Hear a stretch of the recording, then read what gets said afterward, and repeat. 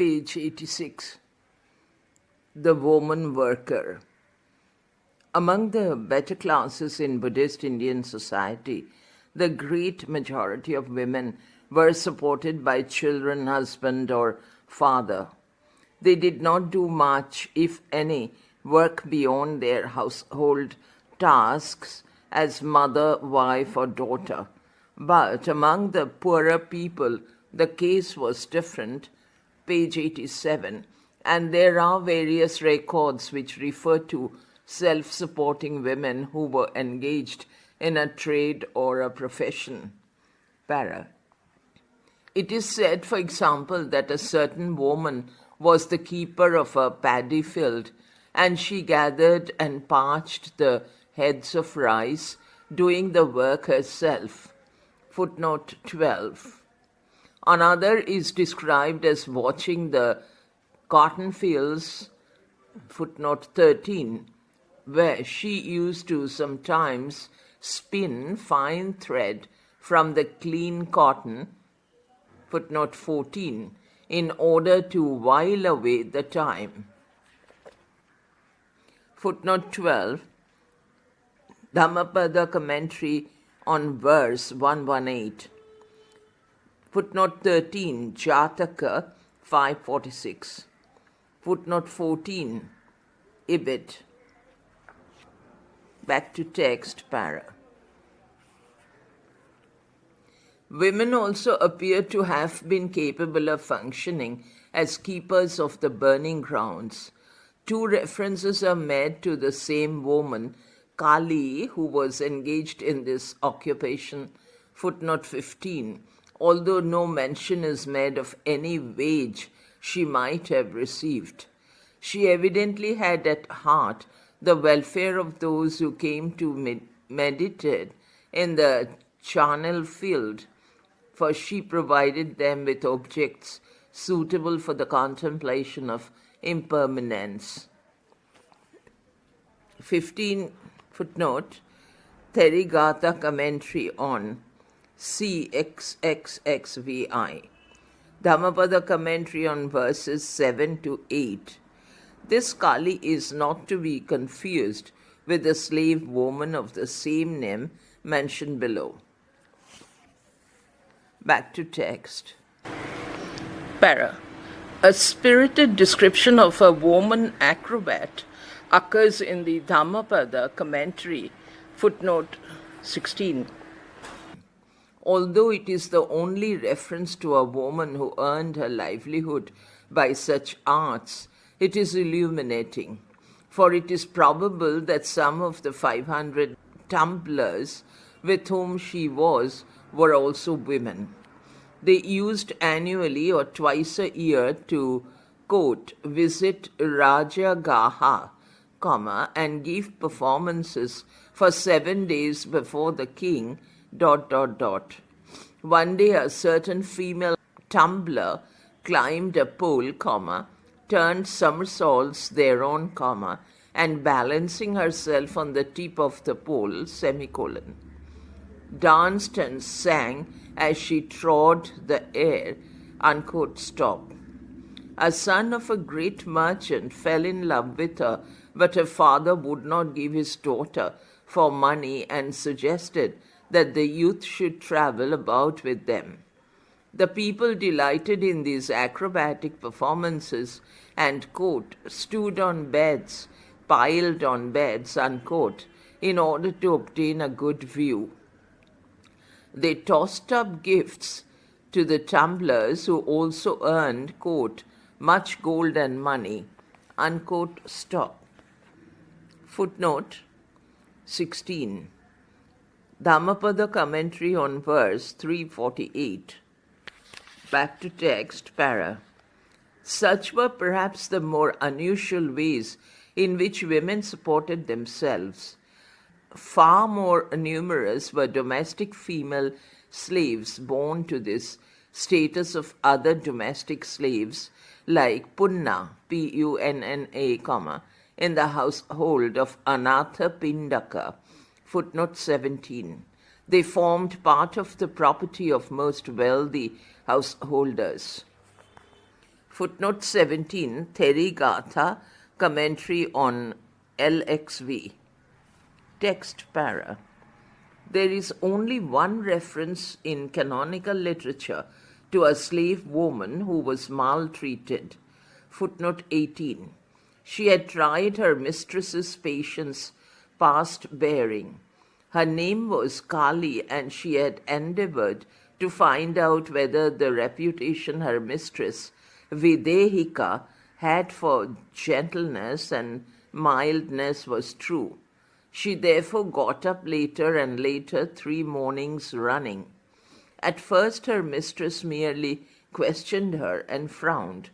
The next morning she complained, and the third morning, page 88, she struck Kali on the head with a lynch pin and drew blood. Footnote 17, Therigatha commentary on LXV. Footnote 18, Majjhima, Romanized small comma 125 to 6. Text, para. It nowhere appears that slave women were overworked.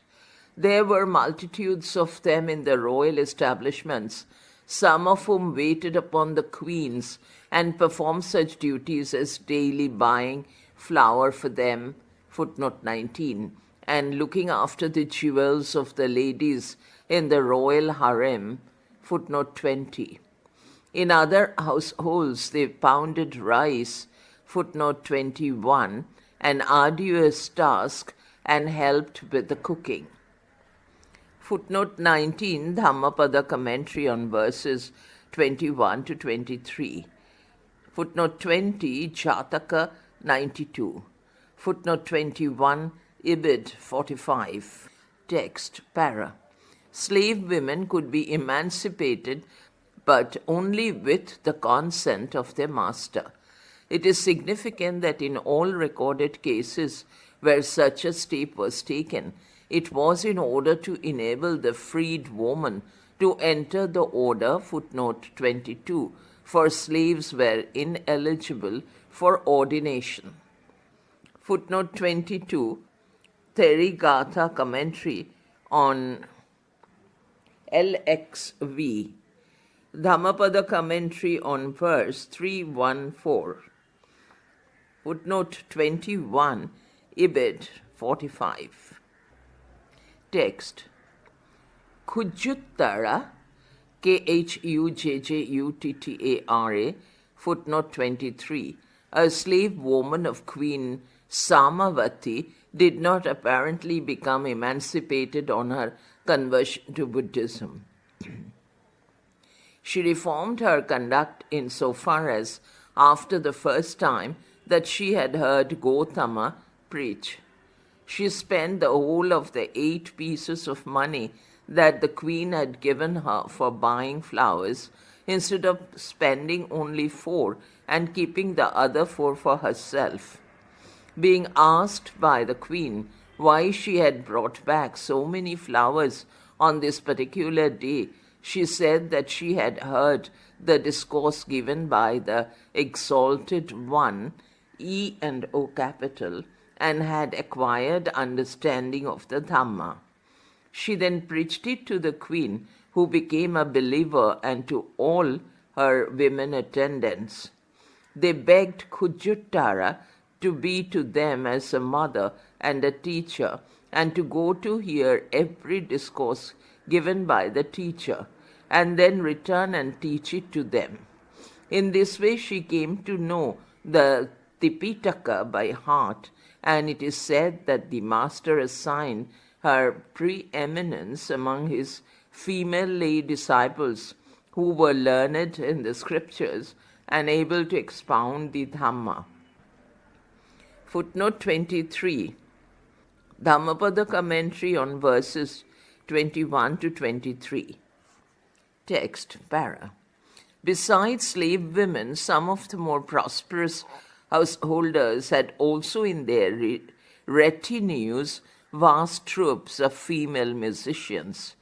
Gautama himself, before he entered on the homeless way, is said to have been, quote, ministered to by bands of women musicians, unquote, comma, footnote 24, and it is recorded of Yasa, Yasa, the noble youth, that, quote, in the palace for the rainy season, comma, he lived during the 4 months bracket of that season, bracket closes, comma, surrounded with female musicians, comma, among whom no man was, unquote, stop, footnote 25.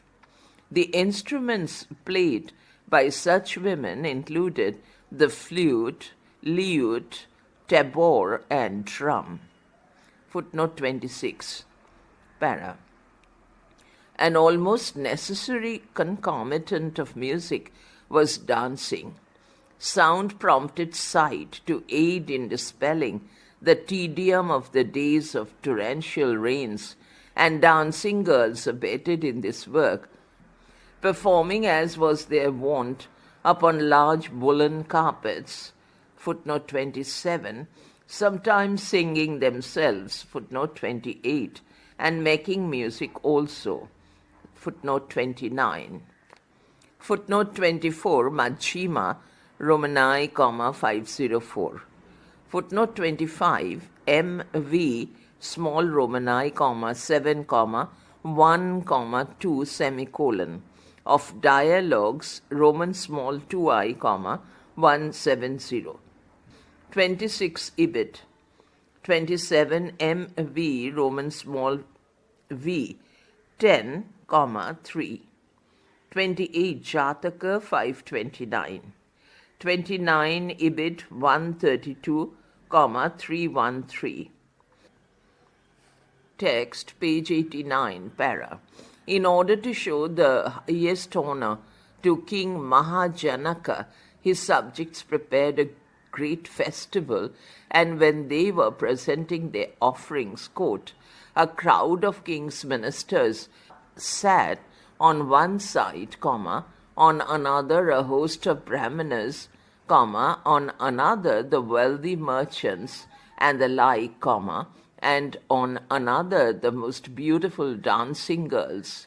Stop, unquote, footnote 30. Footnote 30, Ibid 539. Text. Para. But they were not employed solely for entertainment. They were sometimes put to other uses. Queen Shilavati, the consort of Okaka, Okkaka, had no child. Footnote 31. The people complained that the realm would perish and counseled the king to send out a band of dancing women of low degree into the streets. If no one of these, however, gave birth to a child, he should then send a company of women of good standing, and finally a band of the highest rank. The expeditions were to receive religious sanction, but this was not so much to regularize the status of the Nautch girl, for she was already accepted as a necessity to the wealthy, as to ensure a successful result.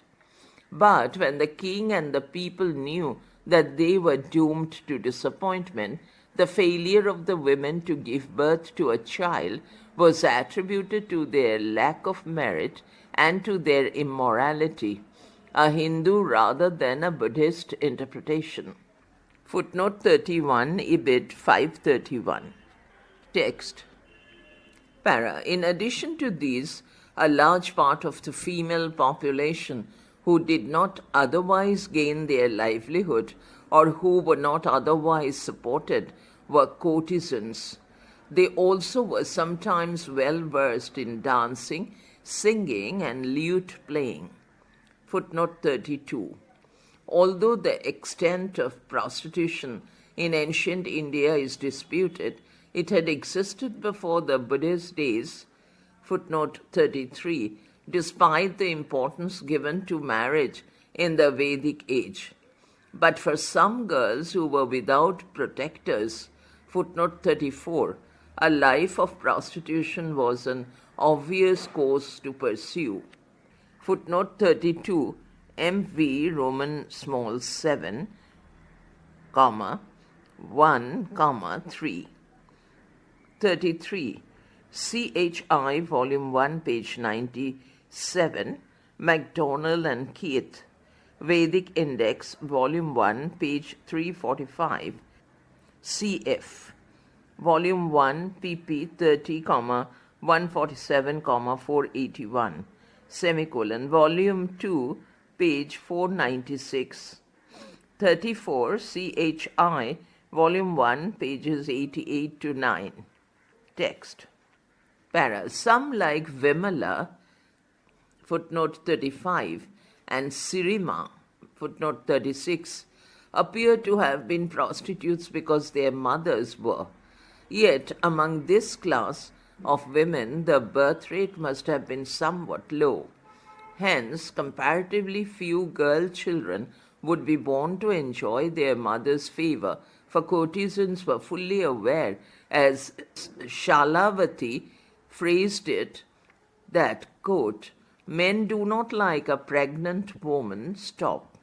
If anyone should find out regarding me that the courtesan Shalavati is pregnant, comma, my whole position would be lost. Unquote, stop, footnote 37. There is no record that female infanticide was ever committed by a courtesan, but if sons were born to them, they ran a certain risk of being murdered. Footnote 38. Shalavati and the courtesan of Kosambi, footnote 39, and the courtesan of Rajagaha, footnote 40, all gave orders that their sons should be put into an old winnowing basket and cast away on the dust heap. Salavatis was saved by the prince, Abhaya, and lived to become a, page 90, famous physician.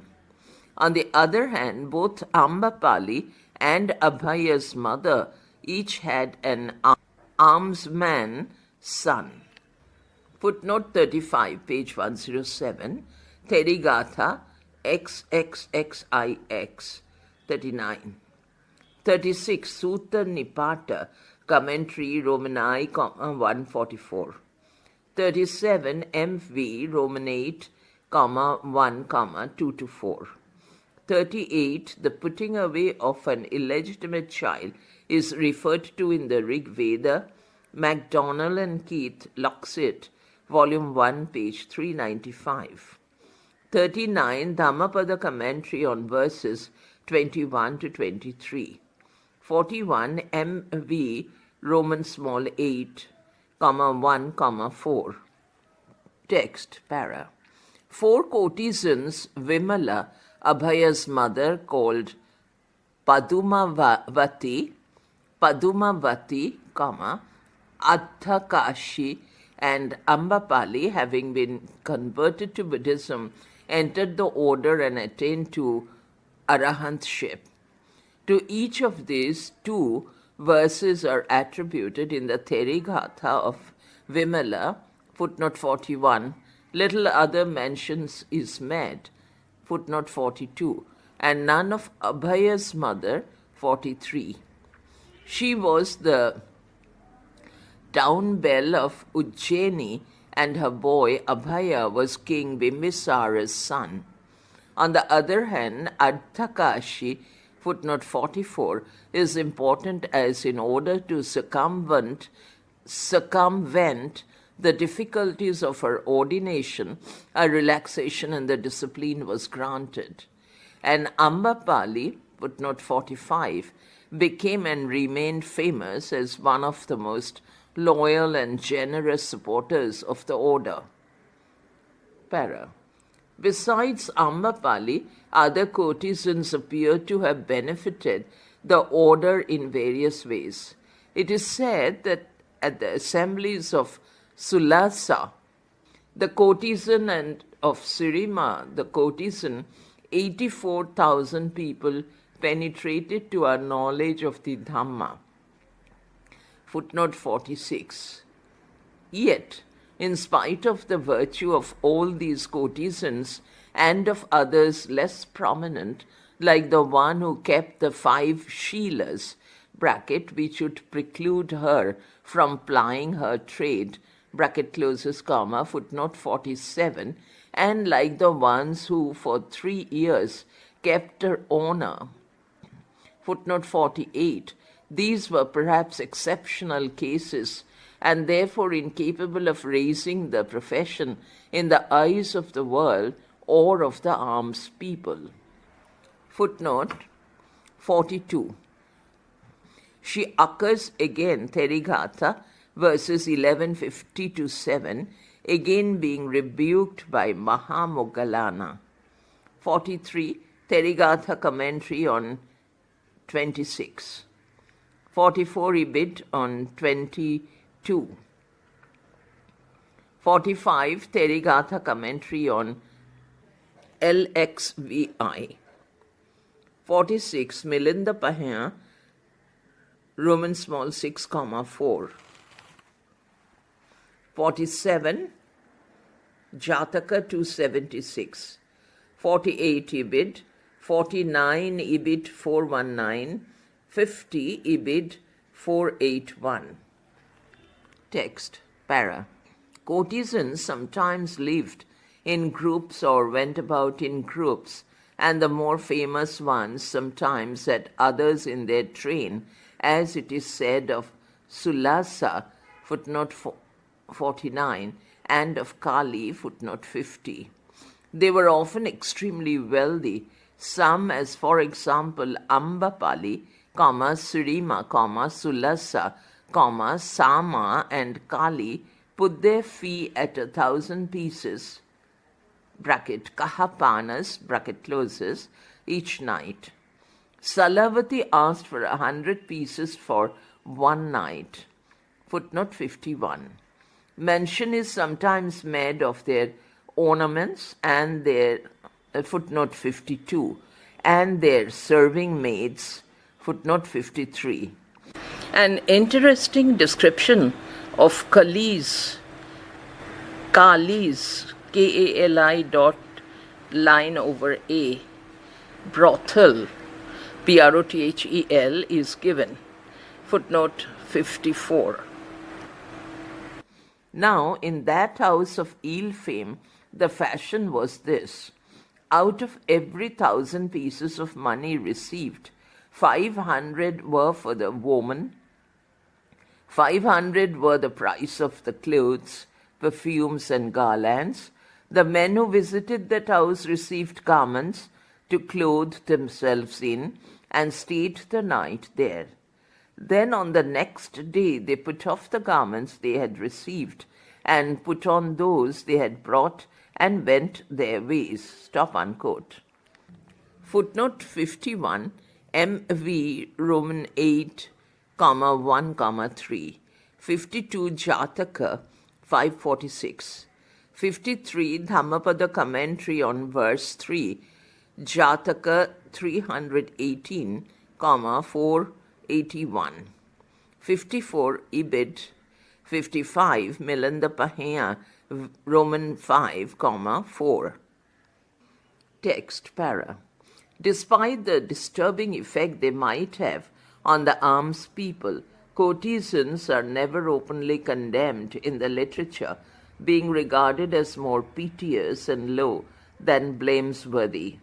Hence, although they come towards the end of a long list of trades and professions, page 91, given in the Milinda Pahin, footnote 55, even so they were said to be capable with brahmanas and nobles not merely of knowing that a certain new city was regular, faultless, perfect and pleasant, but also that, quote, able indeed must that architect have been by whom this city was built.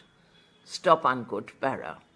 According to the outlook of their own times, it would be thought that a woman was a prostitute on account of the working out of her karma, It was partly because of the notion of karma that the profession was frankly permitted by the social code of the day and was more openly recognized then than now. Prostitution was regarded as a condition to which a person was reborn as a desert for some offense which, as it was thought, had overtaken her in a previous existence. But she need not remain in this condition.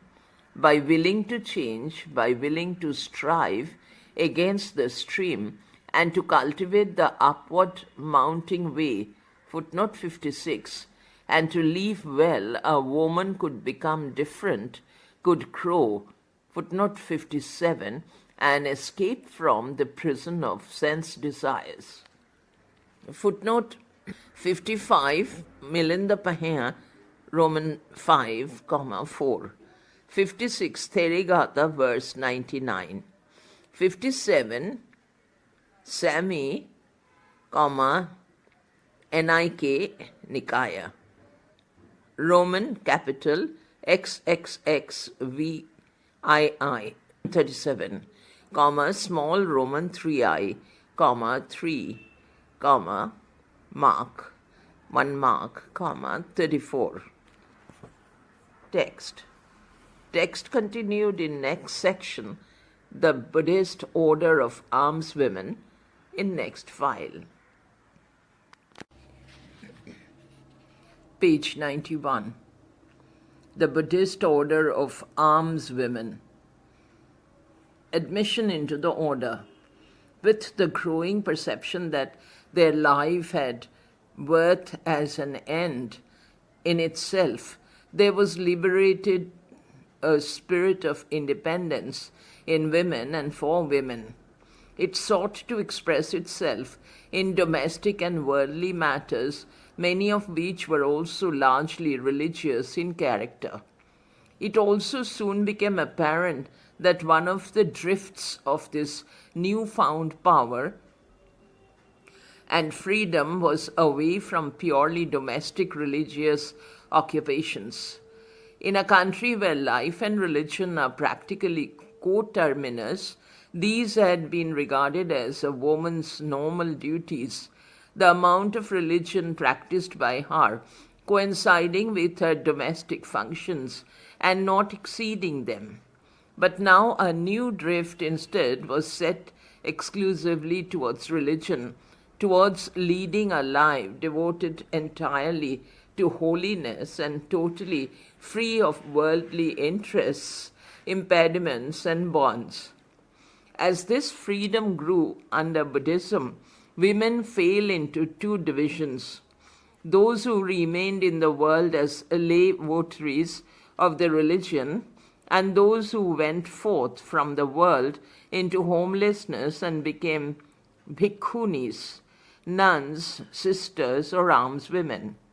They will be called by the last name here on account of their quality of receiving alms. Para. It has been said, footnote 58, I think extremely unfairly, for there is nothing in the Vinaya or the Psalms, Psalms, to support the statement that women were largely attracted to the order by the personal charm of Gautama. Enough women received the final impetus to join the order from other teachers than Gautama to prove their personal attraction towards him was not a determining factor of any great weight. It was the passion for release, bracket moksha, mokkha, bracket closes, very great at those times and as widespread as India itself, which largely drew women forward. Freedom was the prize which some of them hoped to win. Para. Release, as understood in India at that time, implied release from the whole round of becoming, not merely from a rebirth in hell or in a heaven, either for that matter. Para. In spite of its insistence on transience and in spite of its replacing those appurtenances and external refuges which had hitherto acted as props to faith by a teaching of reliance upon the self alone, the women were not slow to embrace the Dhamma. It is justifiable to say that they were in Buddhism from the beginning and hence affected the initial course of its history. Para. There were lay women adherents from the quite early days, the first women to become lay disciples by the formula of the Holy Triad were the mother and the former wife of Yasa, Y-A-S-A, comma, the noble youth, footnote 59. Their conversion took place soon after the first sermon preached in the deer park at Isipatana, and just after Yasa's father, the merchant, had become a lay disciple, and Yasa himself had attained full enlightenment and had become freed from the Ashavas, bracket, cankers, bracket closes, stop. To these women, Gautama spoke of exactly the same matters in exactly the same terms as when he was speaking to Yasa and his father. Para. During the 5 years that intervened between this episode and the deputation said to have been laid by Mahapajapati, footnote 60, no mention is made in the canon of any other women who became lay disciples or of any who attained arahantship. Footnote 61. It would appear then that Gautama did not speak from experience when he told Ananda that, quote, they are capable, unquote, footnote 62, of gaining arahantship, but from faith and reasoning, fully justified by later events. On the other hand, there can be little doubt that there was a following of women lay disciples during the first 5 years of the ministry, else it is hardly conceivable that Mahapajapati should have been accompanied, as it is recorded, by so large a concourse, so ardent in aspiration. Para. It may well have been that the idea of entering the order as almswomen originated partly from the sorrow and loneliness of such women as Rahula's mother, page 93, Rahul', Rahula's mother, to all intents and purposes, widows or motherless or both, coupled with their old established right to participate with men in certain religious matters. Para. It was not a novel idea, but more women were ready to renounce worldly ties than there had ever been before. They were even ready to meet the celibacy entailed by the fuller expression of personality which they were demanding. This willingness was but the emergence on a larger scale of a phenomenon to which Indians of the 6th century BC were accustomed. The notion of celibacy might be regarded as the first of the stages which had to be accepted by contemporary thought before the practice of women living in a religious community came to be fully adopted. Para. By the time of the rise of Buddhism, the existence of nunneries, Nunneries, in India was not without precedent. Mahavira did not keep community life as the exclusive privilege of men. He also permitted it to be a right for women. He organized his followers into 4 orders: monks, nuns, laymen, and lay women. Para. According to the Svetambaras, as their head was, quote, Chanda, a first cousin of Mahavira, or, as other accounts have it, his aunt, unquote, stop, footnote 63. If the second alternative gives the true case, there is a curious parallelism to the reputed instigator of the Buddhist order of almswomen, whose foundation, as it is recorded in the Vinaya, was due to the initiative of Mahapajapati the Gotami, the aunt of Gotama.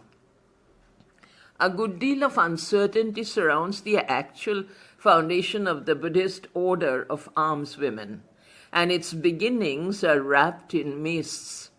It is possible that Mahapajapati came late into the order after her husband had died, footnote 64, and that the woman really to make the order open for women was Yashodhara, footnote 65, possibly the former wife of Gotama, who in her verse in the Apadana, Apadana, footnote 66, is said to represent many women and herself.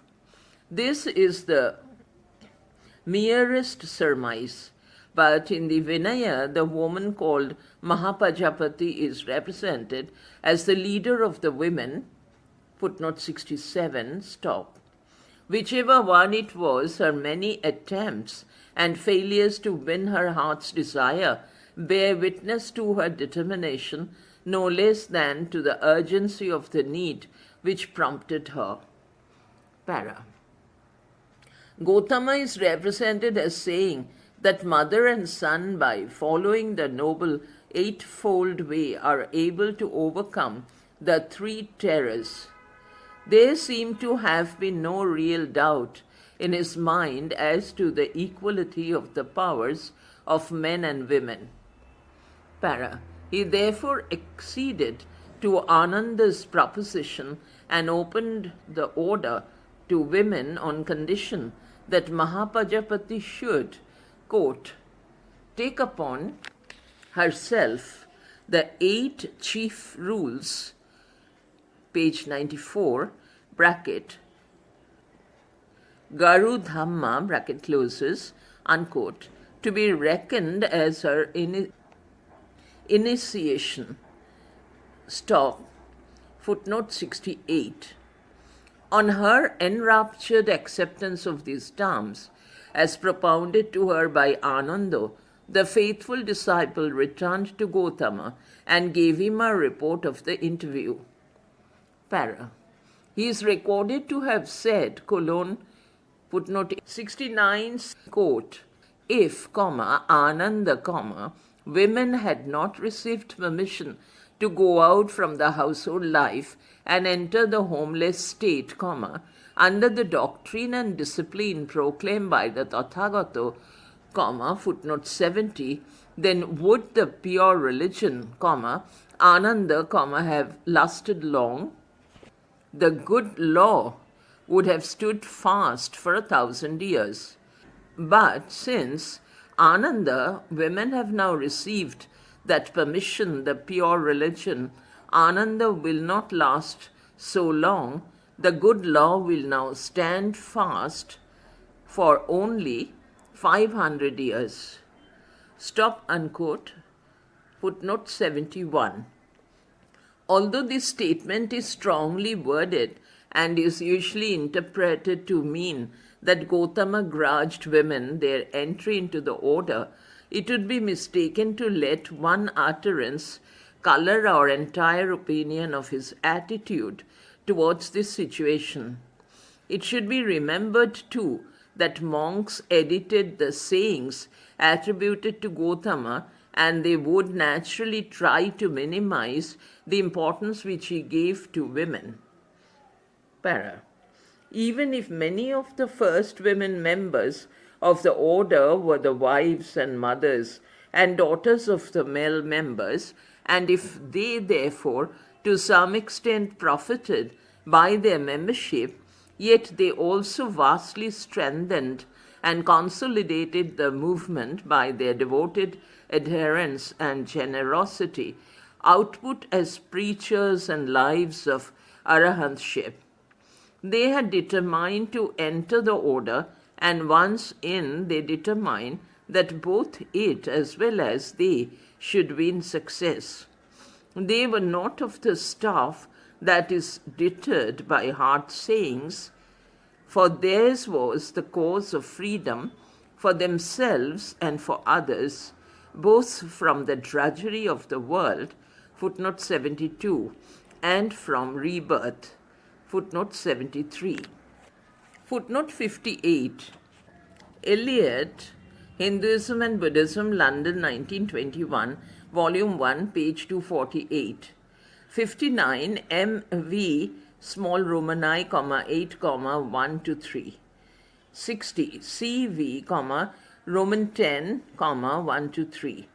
61. Sainthood, ability, worth. 62. C.V., Roman 10, 1, 3. 63. Sinclair Stevenson, History of Jainism, Oxford, 1915, page 66. 64. Therigatha, Commentary on L.V. 65. Apadana, Volume 2. Theriyapadana, number 30, page 592. 66. Ibid. 67. C.V. Roman 10, 1, 1. 68. C.V. Roman 10, 1, 4. 69. C.V. Roman 10, 1, 6. 70.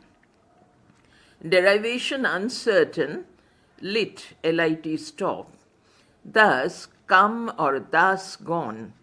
Lord Chalmers, Chalmers, uses, quote, truth finder, unquote, stop. The term was first used in the Buddha's life history immediately after he attained enlightenment and was designedly put into the mouth of Mahabrahma himself. C.F. Majjhima, Roman I, 168, semicolon. Lord Chalmers' translation, volume Roman 1, page 118, note. 71. 1,500, not to be taken literally but simply as meaning over a long time. Page 108 notes. 72. E.g. Therigatha, Roman 21. 73. Many of the Therigathas speak of insight, I capital 1, colon, that is insight into the truth of becoming, which is the knowledge which sets free from rebirth. Back to text, page 94. Text, the 8 chief rules, continued in next file.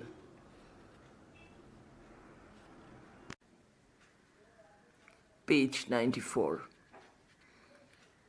The 8 chief rules. Para. If the life of an almswoman were to be rigorous as compared with that of a lay woman, if she were to be and to remain healthy, if she were to be self-reliant and spiritually competent, if she were to cast no longing backward glances at the world which she had left, and if she were to be disengaged from all the claims which it might have had over her, the examination leading to the admission would necessarily be hard and comprehensive, and the training leading to the examination would be long and arduous and arranged so as to give a foretaste of the heavier demands to follow. Page 95, para. In the examination, after the 16 questions regarding deformities and diseases, bracket, leprosy, boils, dry leprosy, consumption, and fits, bracket closes, had been answered, the almswomen candidates had to answer the following 10 questions. 1. Are you a human being? 2. Are you a female? This was possibly asked to ensure against the admission of eunuchs. Are you a free woman? Footnote 74. Slaves were not admitted to the order, 75. That is to say, they were not even eligible for the Pabbaja, P-A-B-B-A-J-J-A, Pabbaja ordination. 4. Are you free from debts? DEBTS, 76. 5. Are you in the king's service? In spirit, it is kindred to the prevalent contemporary outlook that as slaves and debtors are in some way bound to the world because they or their money belong to other people, in the same way those in the royal service belong to the king and are his inalienable property. 6. Have your father and mother given their consent? It is difficult to know how much importance the Sangha attached to the necessity for a wife to secure her husband's consent for admission. If the husband's permission had appeared to be as important as the parents', doubtless a question on this point would have been put to the entrants. There certainly came to be the ruling that it constituted a pachitya offense for an almswoman to ordain a girl who had not the consent of her parents or husband. 77. The preliminary step of gaining the husband's permission appears, so far as the records go, to have been taken by the majority of the married applicants. Mention is frequently made of women who either tried and succeeded or who tried and failed to gain their husband's permission. Wives are never represented in as announcing to their husbands, as the husbands sometimes did to them, that they were about to renounce the world, and they seldom slipped surreptitiously away. Hence, as no question was put by the Sangha on this matter, it is probable that the husband's consent was rooted in domestic obligations and social convention rather than in religious sanction. 7. Are you full 20 years of age? Page 96. That is older than the abnormal marriageable age. It was thought desirable that girls should have come to years of discretion before they were ordained. For if they entered the order while still quite children, both the physical hardships and the mental strain of a life dedicated to religion would be too great for them, and in their fragile youth they would fail and succumb. It is stated that young children are unable to endure the heat and the cold, the discomfort caused by biting animals and creeping things, that they are unable to grasp the doctrines which are difficult to explain, and that bodily pains are hard and bitter for them. Para. Further, the candidate seeking ordination should have come to years of discretion as a kind of guarantee that she entered of her own considered choice. 8. Are you duly provided with robes and alms bowl? The symbols of a homeless state, entrants took no dowry with them and presented no money to the order on entering it. No entrance fee was demanded or expected of them. 9. What is your name? It became commoner later for entrants to change their name after having been admitted? 10. What is the name of your proposer?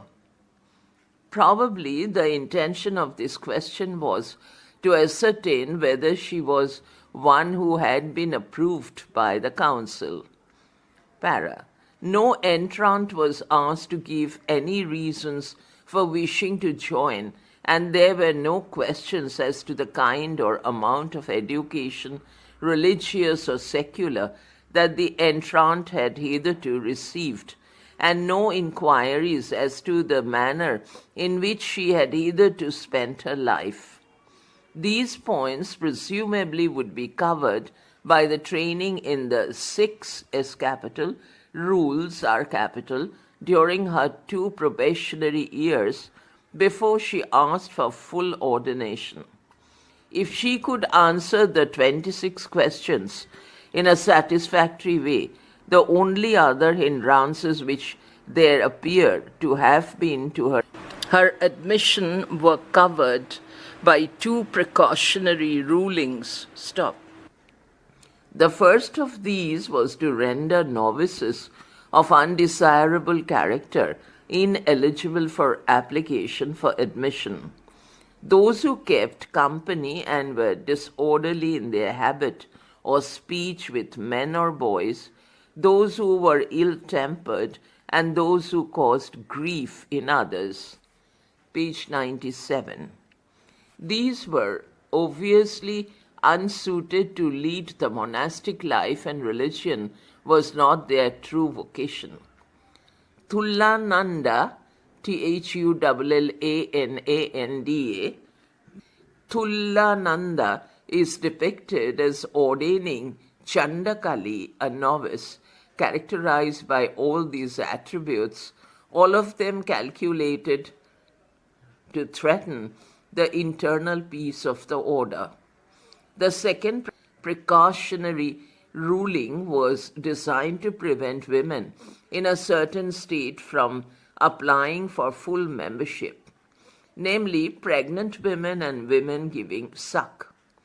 The life of the young for whom they were responsible would certainly rank as a tie, a chain to the world, and could not be countenanced in a life whose aim it was to be composed of members who were freed of human and worldly bondage. Para.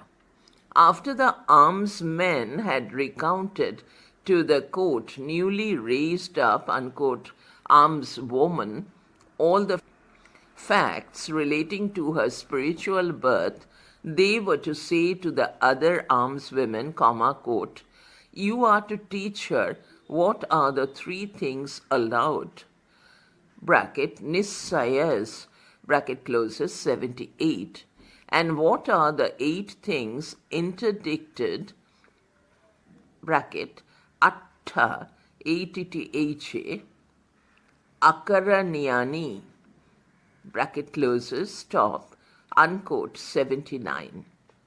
Almsmen upon whom the Upasampada ordination had been conferred were allowed 4 resources or necessaries, bracket, Nisayas, Nissayas, bracket closes, colon, morsels of food given in alms, bracket, Pindya Lopa Bhojana, bracket closes, comma, a robe made of rags taken from the dust-heap, bracket, Pamsukula Vivara, bracket closes, comma, dwelling at the foot of a tree, bracket, Rukha Mula Sena Sana, bracket closes, comma, and decomposing urine as a medicine, bracket, Putti Mata Vesajja, bracket closes, stop. The resource, bracket, Nissaya, bracket closes, not allowed to the almswomen was the dwelling at the foot of a tree. Probably Gautama realized the undesirability of a solitary forest life for women, knowing full well that obvious dangers were to be expected from men of loose life lurking about, and also presumably, although never mentioned, from wild animals. Para. The presence of this danger and the need of guarding against it is further emphasized in the story of the rape of Uppalavanna. Footnote 80. Quote, at that time it was not forbidden almswomen to dwell in the forest. Stop unquote. She entered a dark forest, had a hut built, a bed set up in it, and curtains hung around. But one day a young kinsman of hers, who had been in love with her before she joined the order, hearing that she was gone to Savatthi for alms, entered the forest, found the hut, and hid under the bed. On her return, he overpowered her and worked his will on her and went away. Quote, the almswoman told the other almswomen what had happened, the almswomen told the almsmen, and the almsmen told the blessed one. B capital, O capital, stop unquote. 81.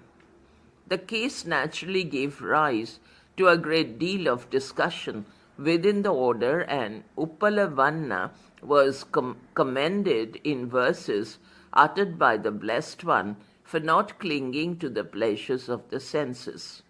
But because it could not be guaranteed, page 98, that all the almswomen had rid themselves of the cankers so completely as she had, and because of other possible awkward results, the matter called for serious consideration.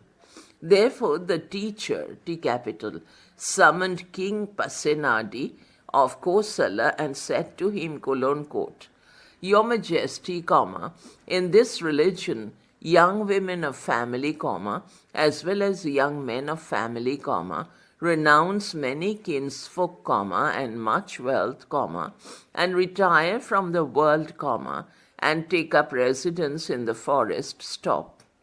In case women reside in the forest, it is possible that the evil-minded men, inflamed by lust, may conduct themselves towards them with disrespect and arrogance, do them violence and bring their religious life to naught.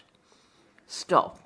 Therefore, a place of residence for the community of almswomen should be erected within the city. Stop unquote. The king agreed to this and had a place of residence built for the community of almswomen on one side of the city. Quote, from that time, the almswomen resided only within the city. Stop unquote.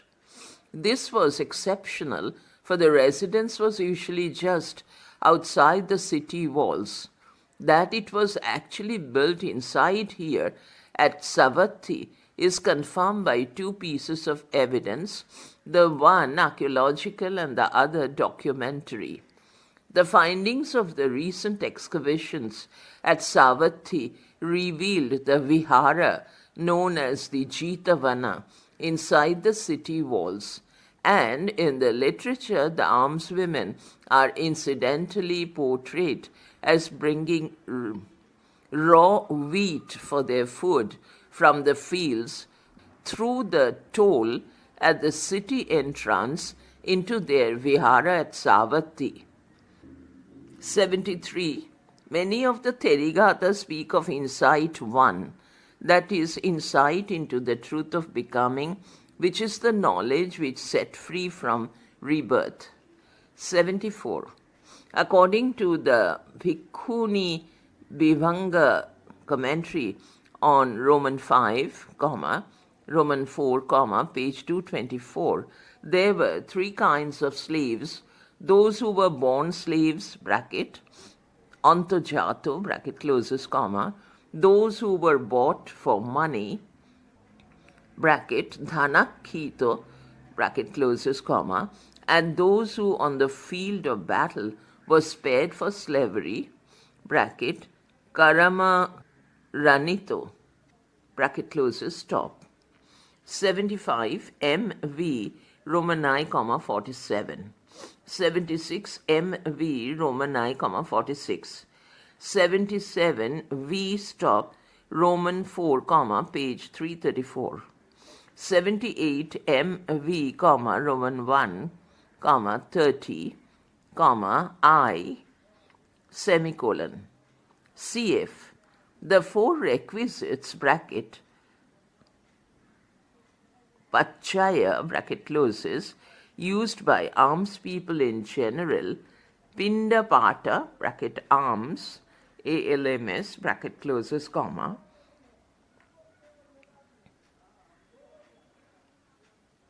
Avara, bracket robes, bracket closes, Sena sana, bracket a dwelling place, bracket closes, and Bhesajya, bracket medicine, bracket closes, stop. Possibly the Nisayas were observed only by the stricter alms people. 79 CE, CE, stop, MV, 1I, 78. 80 Dhammapada commentary on verse 401, and of Uppalavanna, Therigatha, Roman LXIV, possibly not the same.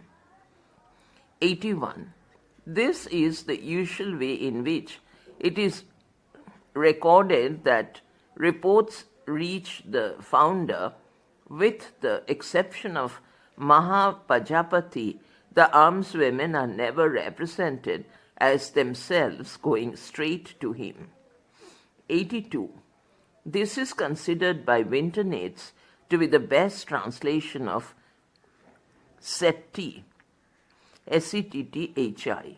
Page 98, back to text. Text continued to next file, Therigatha 1. Page 98, Therigatha 1. Of the 73 verses or psalms, PSALMS, which form the collection known as the Therigatha, Therigatha, 71 are supposed to have been uttered by individual alms women, and 2 are ascribed to 2 groups of followers of Patachara, all of them contemporaries of Gautama. Para. Whether the verses originated from something like spontaneous generation, resistlessly breaking forth from the thankfulness and intense joy of each woman, as the glorious truth flashed upon her that her mind was freed. Chittam vimuchi me, bracket closes, semicolon. Or whether they were welded together by editors from customary reference, the whole collection of verses stands as an undeniable justification, if one is wanted, for the permission granted to women to enter the order. They present a living evidence of a set purpose, inspiring courageous endeavor, of a fineness of achievement in the desired task, and of a synthesis and emergence of personality, page 99, which would all have lain dormant or fragmentary if the means of expression had been withheld. The verses enshrining the results of their spiritual venturings are a valuable addition to the varieties of religious experience. Nearly all of them enrich the history of human thought by witnessing to the triumphant vital will in man and woman to overcome circumstances and difficulties. Para. The word man, Homo sapiens, includes women as well. One at least of the alms women, Soma, The reputed author of one of the verses was convinced of the inherently equal capacity of the sexes to gain arahantship, the nominal goal of all who embrace the religious life. As a verse, Somas is Soma apostrophe S. Somas is unique in refusing to admit the relevance of sex, where arahantship is the aim. Para. That a woman could be represented as making such an utterance is a proof that the old life of Hinduism, in which women were regarded merely as childbearers and as commodities, was, if not suffering a decline, at least not passing entirely unquestioned. It is not unnatural that this appeal should emanate from a woman, for they were always there in the background. However slight their effect on a religion might appear to be externally, internally they had great influence, molding it because they were in it, actively interested, and in reality coloring any opinions held by their menfolk. Para. The reasons inducing these women to seek the cloister were as varied as such kinds of reasons always must be, and as dependent on character and circumstances as such motives always are. The chief guiding impulse which supported several of them in coming to their decision to join the order was the hope of freedom, either in the more usual, quote, phenomenal, unquote, sense of escape from worldly troubles, cares, responsibilities, temptations, griefs, from boredom, and from the cloying, cloying senses, or in the wider, more, quote, transcendental, unquote, sense of release from the round of existences. Entry into the order was in no way dependent on social status, and by the 6th century BC, the importance attached to the notion of release had filtered through all strata of society and was not the monopoly, like Plato's philosophy, of a leisured class, but was something which could be understood, striven for, and held by high and low alike. Para. A table is appended showing from what castes the authors of the Therigatha are said to have come. Page 100. This table has 3 columns, left, middle, right. I'll read from left to right. Royal and noble entrance 23.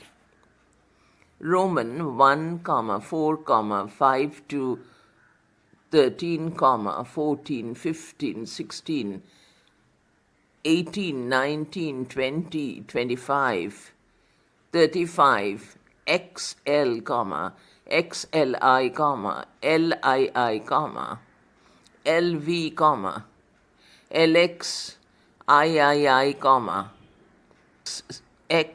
XIII. Next, entrance from families of great merchants, footnote 82, 13, 3, 12, 23, 28, 30, 33, 34, XLVI, XLVII, LIII, LIV, LXIV, LXCCII, LXXII. Next, entrance form eminent Brahmana. It's a printing mistake. It would be from. Entrance from eminent Brahmana families. 7. 2. 14, 31, 32, 36, LXVII, LXXI. Entrants from lesser Brahmana families 9, 37, XLII, XLIII, XLIV, XLVI, XLVI. Next, entrants from poor Brahmana families 2, 11, XLIX. Next, entrants from other castes 4, 21, LXV, LXVIII, LXX. Next, entrants from castes not given. Footnote 83. 11. XVII, that is 17, 37, I repeat, 17, 27, 29, 38, XLV, XLVIII, I, LI, LVII, LVIII, LXII. Courtesans 4, XXII, XXVI, XXXIX, LX. Table ends here, para. Of the 22 royal entrants, 3 were particularly famous in that order. These were Mahapajapati, footnote 84, the reputed founder of the Order of Almswomen, who hence rather naturally ranked as foremost of those almswomen who were of long standing and experience. Bracket. Mattannu, bracket closes, footnote 85, comma, Kisa Gotami, comma, footnote 86, another kinswoman of Gotama who became chief among those who wear the rough robes, bracket, Lukka Chivaradhara,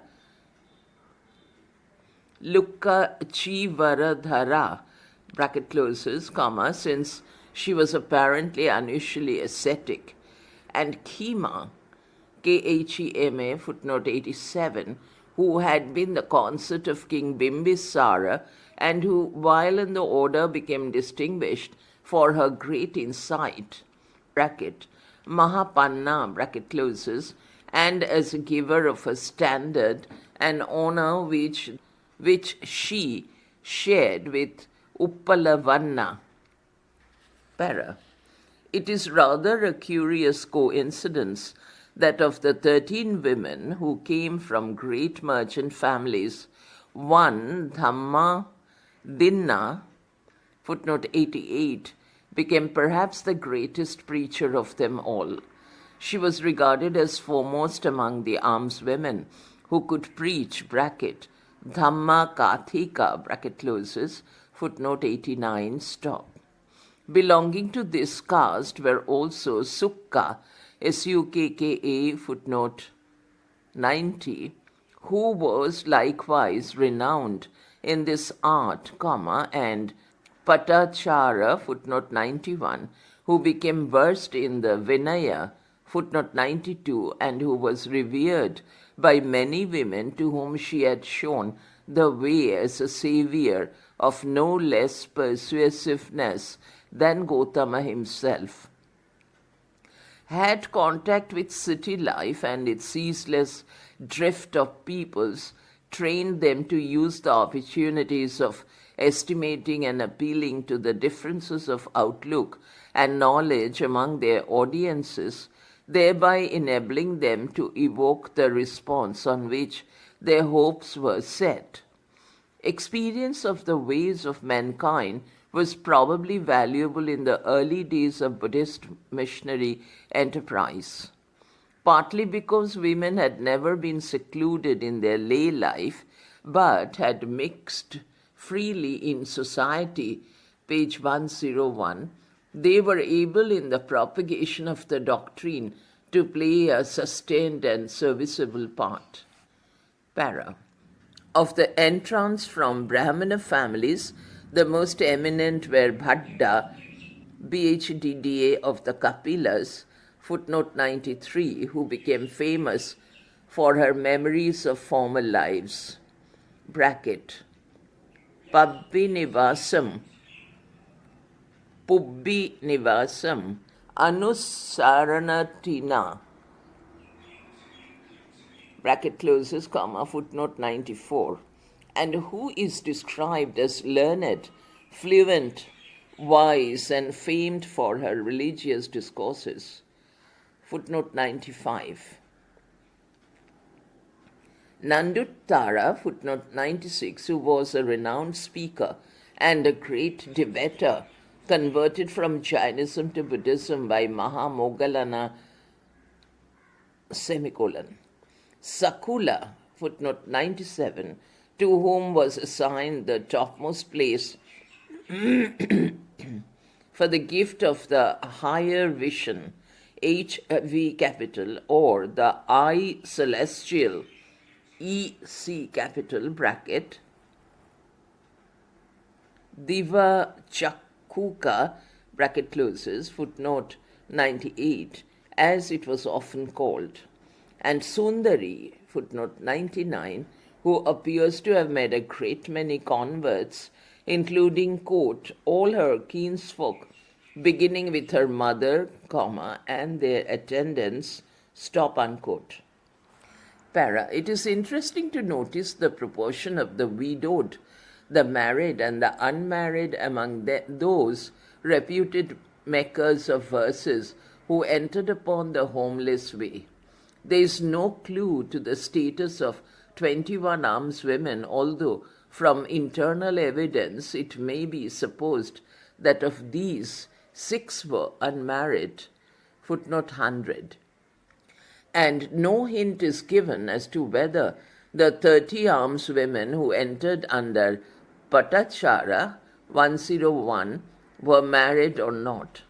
The unmarried certainly numbers 32, a fact highly suggestive of the improved status of women under Buddhism, for they now stand out as having minds, characters, and wheels of their own, emerging, however slowly and laboriously, from the old grooves in which their complete dependence on men shackled their entire life, which was laid on the assumption that their whole duty consisted in worshipping their husband as a god and bearing him sons for the performance of his funeral rites. Para.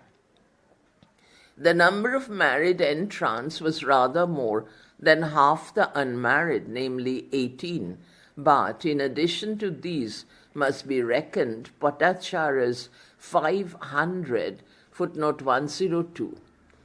Of the married, 3 were widows, footnote 103, and 1 Sakula, footnote 104, judging by internal evidence, was probably a widow. 4 were virtually widows, for 2 of them Bhadda of the Kapilas, footnote 105, and Sona, footnote 106, renounced the world when their husbands did. 1, Chapa, footnote 107, having by her gibes driven her husband out of the house and into the order, followed him. The other, Isidasi, footnote 108, finding after 3 attempts to lead the married life that she had not the qualities of wifehood, gave up the struggle and joined the order. Para. Strictly speaking, the order asked for the consent of the parents, footnote 109, and the world for the husband's consent, page 102. But because the order wanted to keep the friendship of the world, it also made it a Pachitya offense for a woman to be ordained unless she had her husband's permission. Footnote 110. Page 108, footnote 83. This number includes Patachara's 30 and her 500.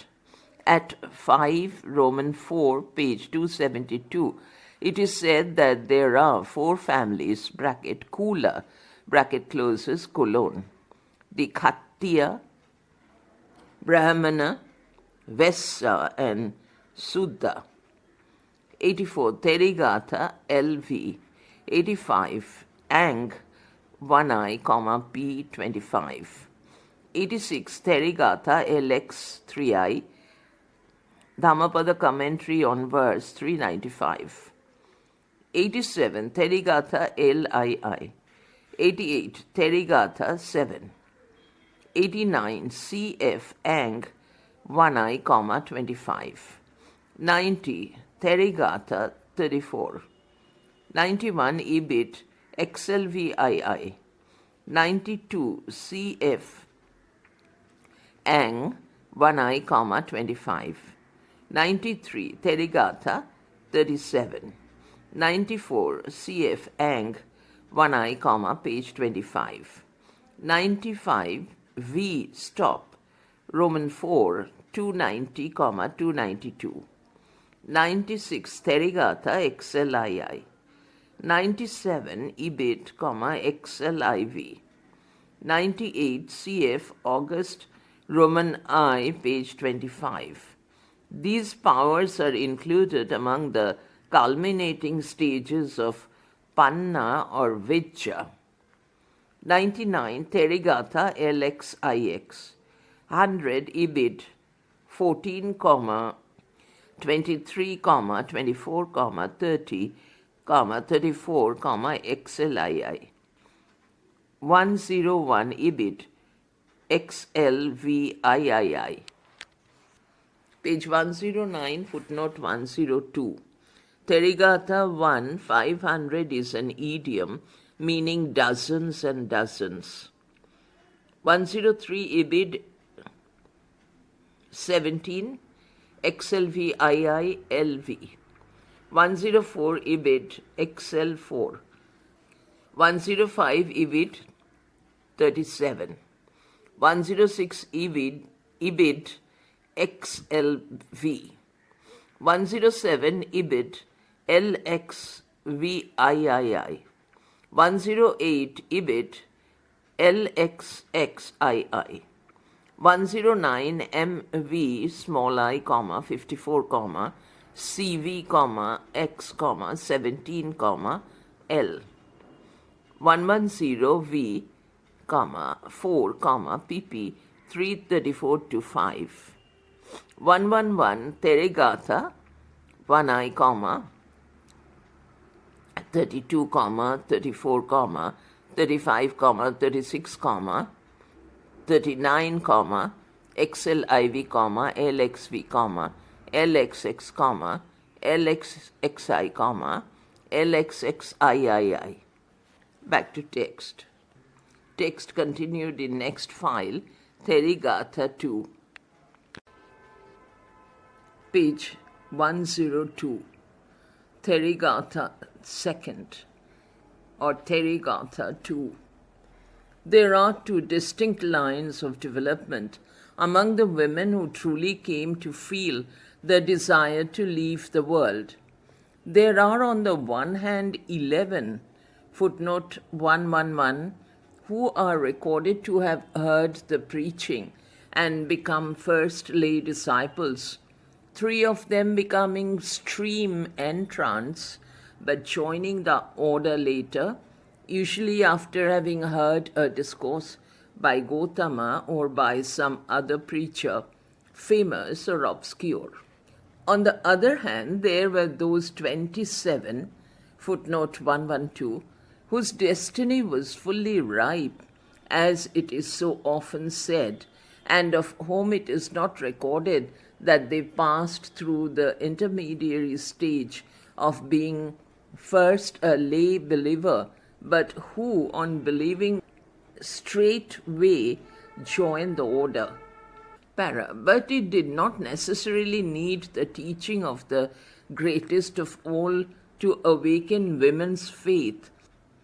And although 20 women are recorded to have been incited to join by the words of Gautama himself, others were finally drawn to the order not by his teaching, but by that of some famous woman preacher.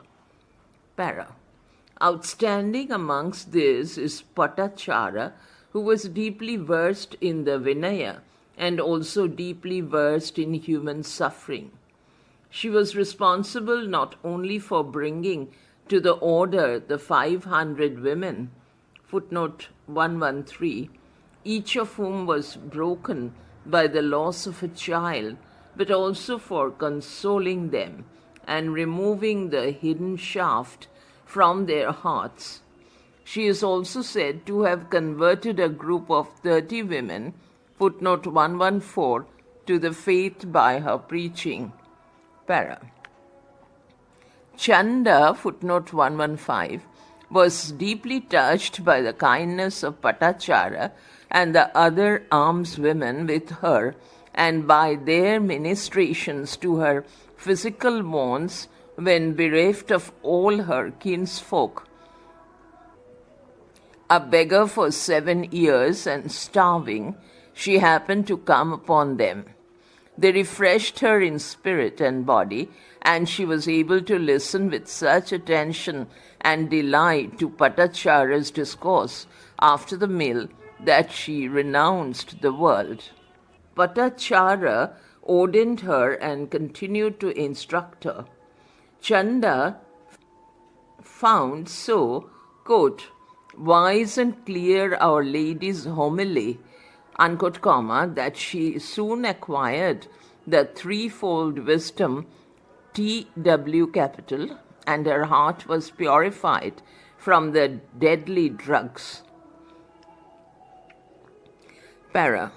All this conversion of women by women is part of the weighty contribution that they made to the Buddhist religion. Page 103. As teachers, they exhibit a variety of attracting forces consequent upon their individual characters and histories. But whatever aspect of the system made a greater appeal to each one of them, and through her to her listeners, as she emphasized her particular point, whether it were, for example, impermanence, footnote 116, including the transitory nature of the self, footnote 117, the surrender to spiritual calm, footnote 118, which is the carrying out of the Buddha's will. Fundamentally, they all taught the same thing. The basic theme of their homilies was development. The notion of the wayfaring through becoming, bracket bhava, bracket closes, to advance through lifespan, bracket ayu, bracket closes, after lifespan to something better and happier than had been experienced before, was always present in the teaching of each one, though sometimes less stressed as a whole than in particular aspects. Para. But, however, the search was begun. Its end, the moment of insight, was a purely intellectual discovery. It was not accompanied by sounds or by visions. The absence of the former may be accounted for partly by the fact that music had no function in the order either as a pastime or as an aid to meditation. A low chanting would be all the music that these women would hear. Footnote 119. Moreover, all visual impressions were intended to be ignored, for they were regarded as not in any way potent to clarify the unseen, but on the contrary decidedly to obscure it. The rending of the gloom, the thick gloom of ignorance, footnote 120, is the only visual imagery that is noticed. Tactile imagery is equally non existent with one exception. Para.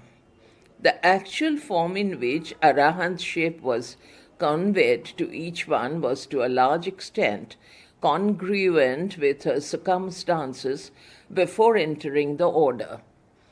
If, for example, the conditions of her life had been difficult and irksome, her finding of nirvana would be negatively presented as freedom, comfort, end of becoming, end of craving, or as rest.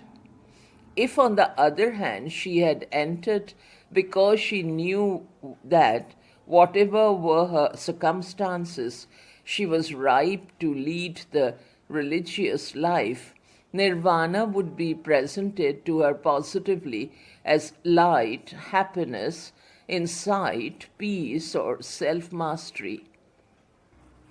Footnote 111. Therigatha 1, Roman 1, 32, 34, 35, 36, 39, XLIV, LXV, LXX, LXXI, LXXIII. 112 Ibid. Numbers given. 113 Ibid 1. 114 Ibid XLVIII. 115 Ibid XLIX. 116 Ibid 1. 117 Ibid 30, 38. 118 Ibid XLVI, LVIII. 119. Almsmen were allowed to intone the Dhamma instead of singing it, with the abrupt transition of song singing. CV, V, 3, 1. 120. Therigatha 3, 30, 35, 36, XLVIII, LII, LVII, LVIII, LIX, LX, LXI, LXIV. Back to text. Text continued in next file, life in the order.